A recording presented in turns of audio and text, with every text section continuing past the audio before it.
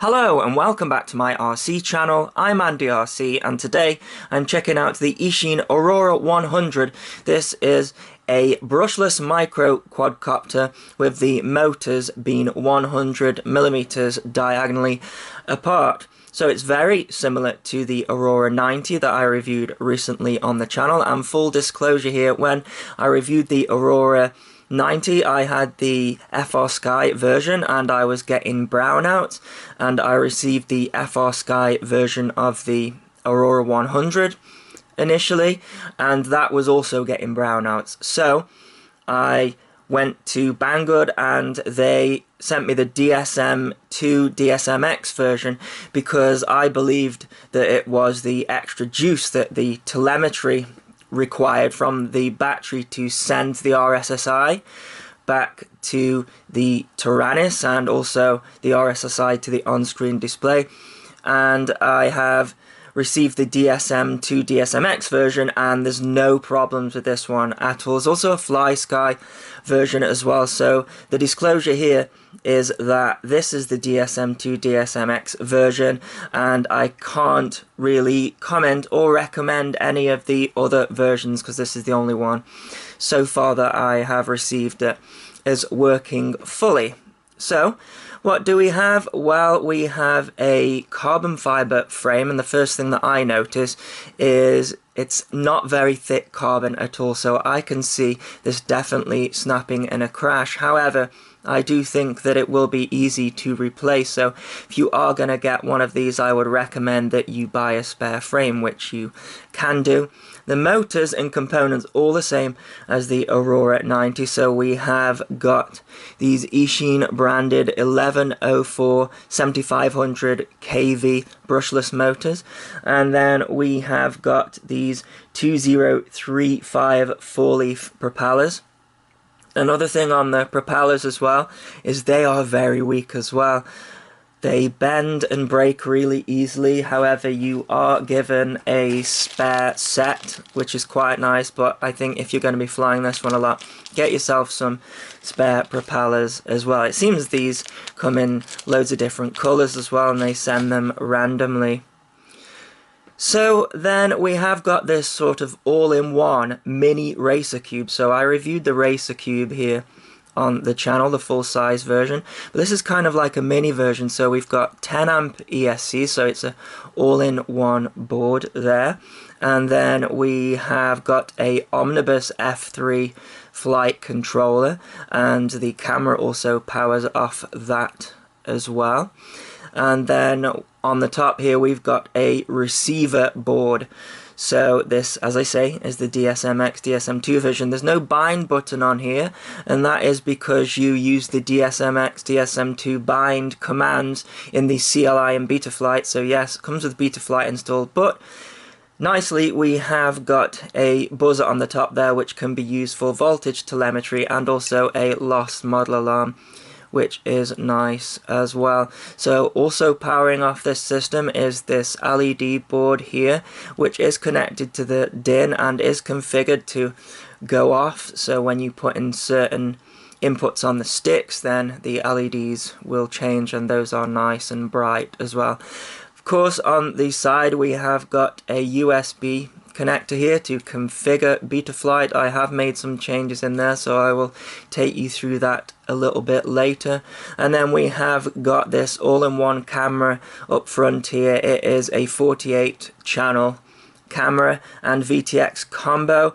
We can switch between NTSC and PAL via this little button here, and then a long press of this back button will take you through all the different bands, and a short press will take you through the individual channels. And the camera is at a slight angle. You'll notice I have got a cable tie on here. That is because the camera was slightly loose out of the box. It's just in with some foam, so that needed to be addressed, otherwise we'd get some jello on the screen there. Another thing I noticed about the camera as well is that we have quite a lot of carbon in front of the antenna. Let's just say we're flying on top of you there, then there's a lot of carbon around here and I can see that causing issues. I think it would have been better to mount the camera up the top here like they did on the 90 personally, so you've got more clearance of the antenna.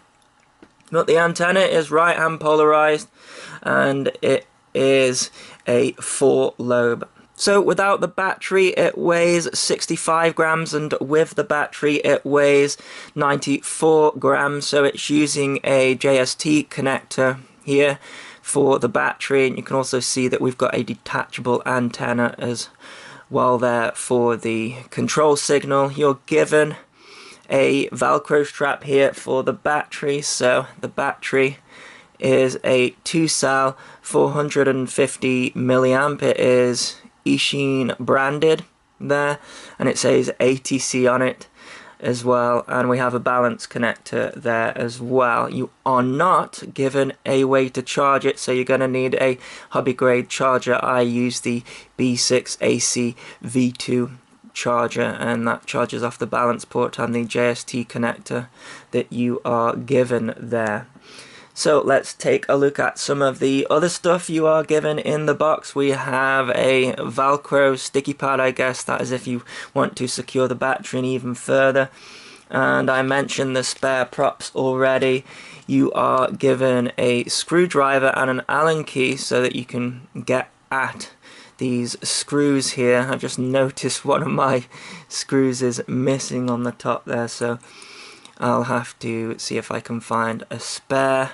Yeah, all of the motors as well are screwed in underneath. So these are your normal screws here with your Phillips head, and these are a hex screw there. So you're given an Allen key, and we also have got a spare sticky pad in there as well, and a spare rubber band. And that's it for the spares. You are given a nice manual, however, that tells you everything you need to know, so all of your different FPV channels, and then how to bind it to the Taranis. So if you've got the FR Sky version there, go into D8 mode. It's also showing you the mode settings as well in Betaflight, but I did have to change that because these didn't quite line up with the Taranis there. And then Fly Sky version, so really extensive manual there, and in colour, which is nice. So I am going to be using my Taranis with this, but then I use a dsmx DSM2 orange RX module for that protocol. Welcome to Taranis. So I've already set a model up here. Switch warning. Let's just get the switches going forward. So I just called it the A100. So if I just page over here, I go into my external RF module and set it to ppm.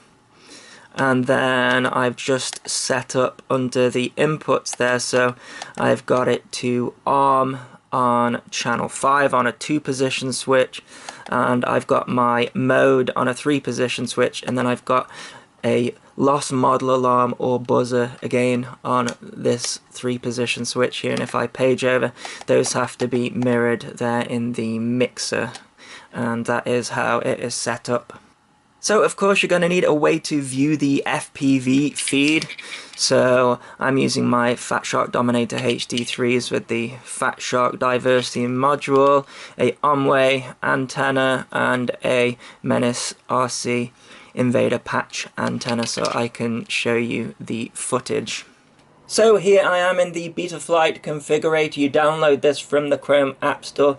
Now there's no need to flash Betaflight to the flight controller because it's already flashed, but if you do want to load the latest version, then there's a couple of things you're going to want to remember before you do that, so I'll take you through that, but I'm just going to set things up on the version that it has come with here. So I've got the quadcopter plugged into the computer via a USB cable. There's no need to plug the battery in yet because the receiver does power up from the USB power, so that is good. So it says COM22 at the top there, so I'm going to press connect, and it might take a moment and it should connect to it.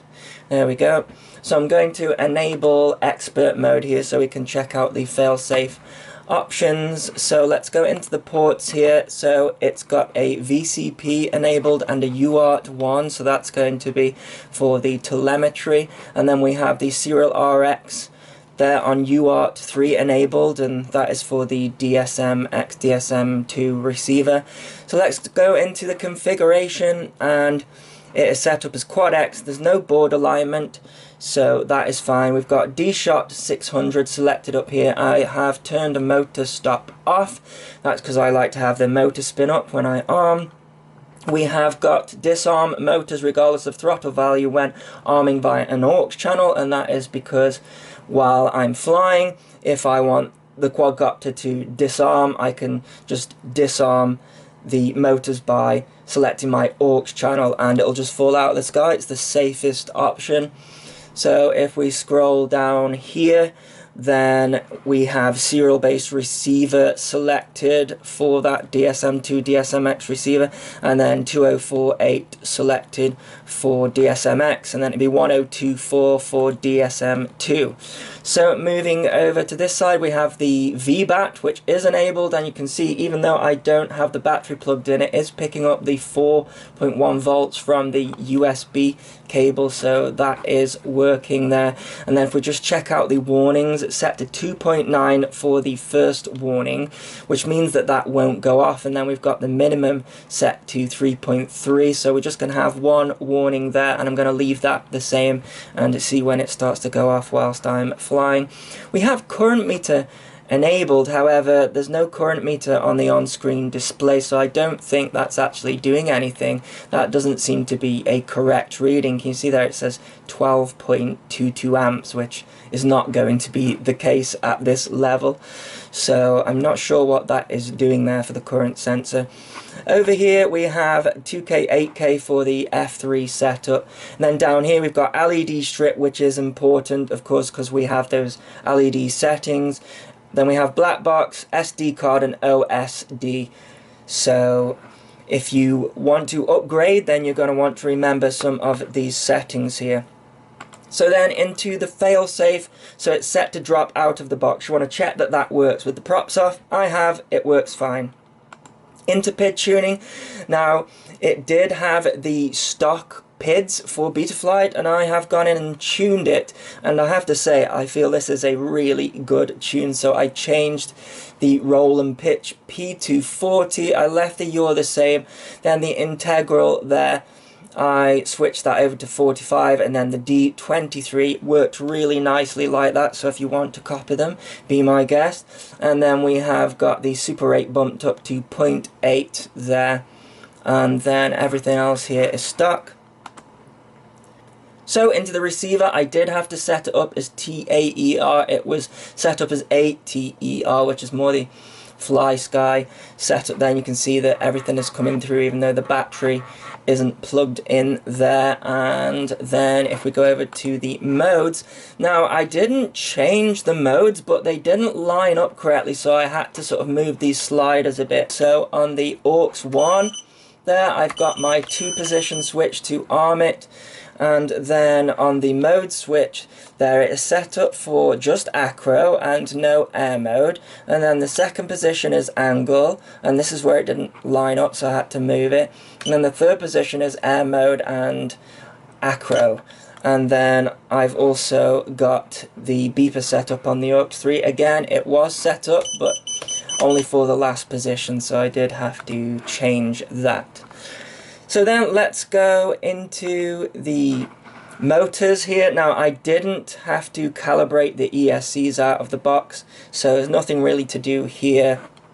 Let's go on to the on-screen display because I did change some stuff here. So I turned off the crosshairs and the artificial horizon. Also the horizon sidebars as well. I just left fly time, fly mode and craft name on there, and also the main voltage as well. And the craft name you do actually change down here. I just changed it to AndyRC, so you can play about with that, but this is my settings that I've got here. And then we've got the LED strip here which perform various functions, so you're going to want to save that in the CLI dump if you want to save it over to a newer version of Betaflight. So we'll just go into the CLI here and type in dump, and then if I scroll up here we have got the LED settings, so you're gonna want to copy from there down to there and just stick it in a text document, and then you can go into here and paste it back in when you want to upgrade it to a different version of Betaflight. Now, one thing that I do want to touch on is also the binding. So this is the command here. So set spectrum underscore sat underscore bind equals 7. So 7 is for dsmx and 3 is for dsm2. But of course, I'm dsmx here, so I'm choosing 7. So you do that, press enter, then type in save, and then unplug the quadcopter from the computer, replug it back in, and your receiver will start flashing. So then you can bind your Taranis to it, or transmitter spectrum, whichever, and then when you plug it back in, you're going to want to go back into the CLI and then type spectrum bind 0, otherwise it's going to try and bind every time you plug the battery into the quadcopter. So after that, I'll just show you the version that this comes with here. So it's version 3.10. Okay, next I'm gonna see if it's gonna recognize BL Heli Suite. So you need to disconnect from Betaflight before you try and do that, but I'll just minimize that and go into here. Now I am going to plug in the battery of the quadcopter, so just bear with me for that. There we go. Okay, so I'm going to select a COM port down here, COM22, make sure that it's got the clean flight pass through there, and then I'm going to press connect, and then check. And there we go, it's showing BL Heli there, so I press OK. So it's got BL Heli S revision 16.5, which is really nice. So it looks like braking is turned off, so I'm going to turn that on, and everything else is fine, so I'll just write that setup there. There we go. Okay, I just want to show you the LED sequence quickly because it does light up like a Christmas tree. Look at that while it's disarmed there. So if I throttle up there, these two lights in the middle change from a green to a blue, and then if I put in the roll, then we have a right indicator and a left indicator, and then if I pull back, these two flash there. Pitch forward does nothing, and yaw does nothing, and also arming does nothing as well. But yeah, quite an impressive LED setup there. So if you want to save those settings, then I suggest you do that before upgrading any firmware. Okay, let's go for a takeoff, starting off in angle mode. It's a windy day today, but it's sunny, and you can still see those LEDs on the back. This thing feels like it's got a ton of power because I'm on what? 20% throttle. Let's go for a punch. Oh my goodness. What? How has it got that much power on a 2S? What? No, I did not expect that. It feels like a 4S or something. I guess it's so lightweight, but look at that. It never looks as impressive on these wide angle cameras. Well, I'm struggling to keep track of this thing. Blimey.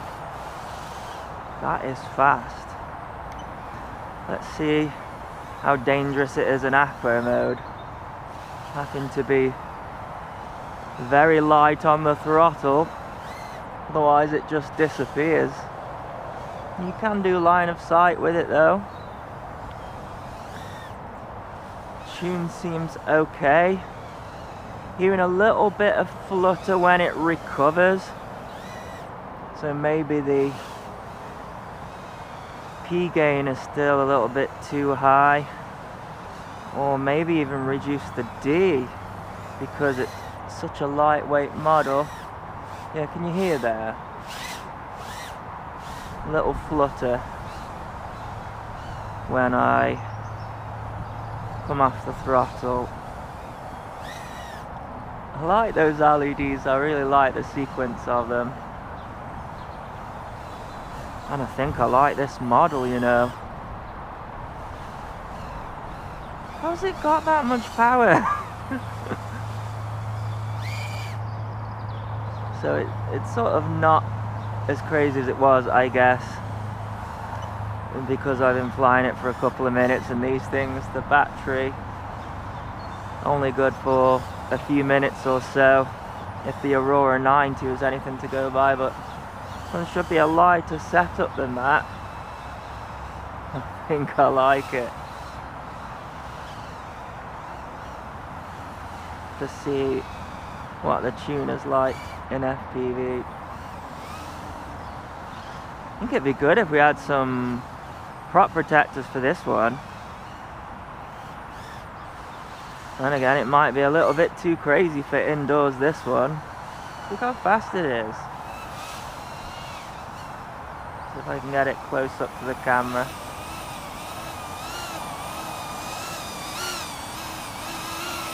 That is cool. Look at that. Just dart around. I'm having too much fun reviewing this one.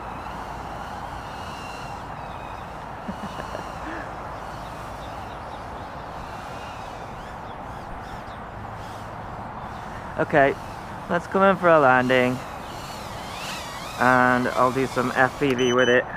So the first thing that I noticed is that the voltage scaling is slightly out, so I took off here with a fully charged 2S battery, and it said that it was at 8 volts and a fully charged 2S should be 8.4, but that is something that I can go and change in the voltage scaling, I guess. So here we have the on-screen display, we have the voltage here on the left hand side, then underneath that the craft name. In the middle we have the flight mode, of course I'm flying an acro here, and then we have the flight time there on the right as well. And just like multi-E on-screen display, if you put the throttle in the middle and also the rudder to the full right and the pitch fully forward, when the quadcopter is disarmed of course, then you can go in there and change the PIDs on the on-screen display and various other settings, which is great.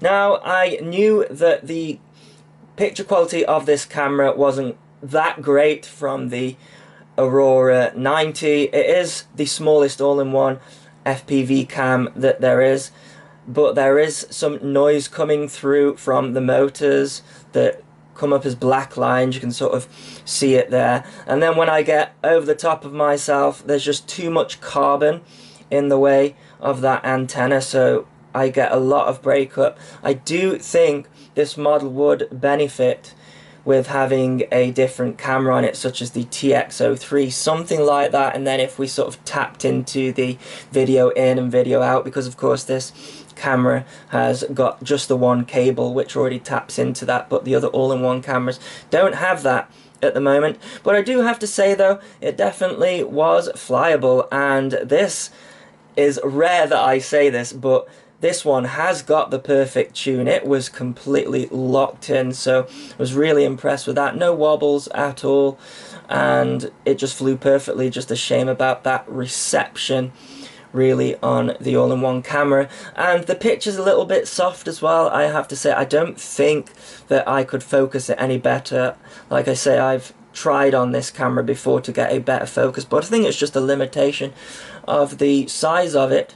But as you can see there, there's so much power with this thing, and you can just fly it like you can a 5-inch and you wouldn't know you were flying something really small. Very impressed with it. A improvement on the Aurora 90 that I received, and I don't know if you've seen, but there's like an Aurora 60, 68 coming out, so hopefully I'll get a chance to check that out. Just have a look at this cat as well. I think the cat decided that I was a bird for a little while and then realised that I was chasing him, and he sort of ran off.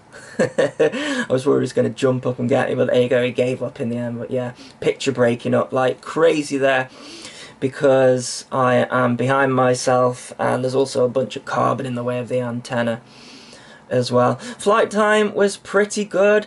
for this kind of thing, with everything being powered up, it was about 3.5 minutes, so getting close to the end of the flight here, but I was getting a smaller flight time with the Aurora 90, so this one a little bit lighter and yeah, a little bit better flight time. I like it. I think just needed to do something with the camera. So there you go, that is my review of the Aurora 100. I hope you enjoyed this video. As always, thanks so much for watching. Please continue to subscribe. Cheers.